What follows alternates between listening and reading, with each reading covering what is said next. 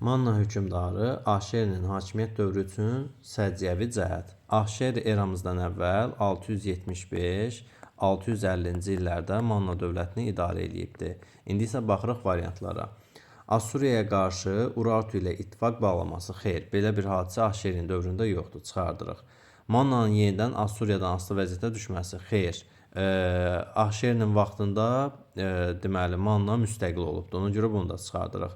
Assuriya ilə ittifaq tərəfdarlarının üsyan təşkil etməsi. Assuriya ilə ittifaq tərəfdarlarının üsyan təşkil etməsi 650-ci ildə Ahşerinin dövründə olubdu.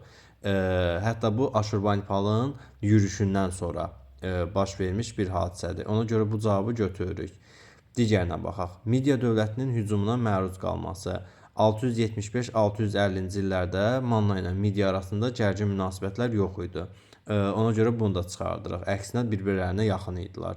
Assuriyanın paytaxtının ələ keçirilməsi. Xeyr, Ahşeri belə bir şey eləməyibdi. Ümumiyyətlə Manna tarixində bu tipli bir ifadə yer almayıbdı ki, Assuriyanın paytaxtını hər hansı bir hökmdar gedib ələ keçirsin. Ən düzgün cavab Assuriya ilə ittifaq tərəfdarlarının üsyan təşkil etməsi olacaqdır.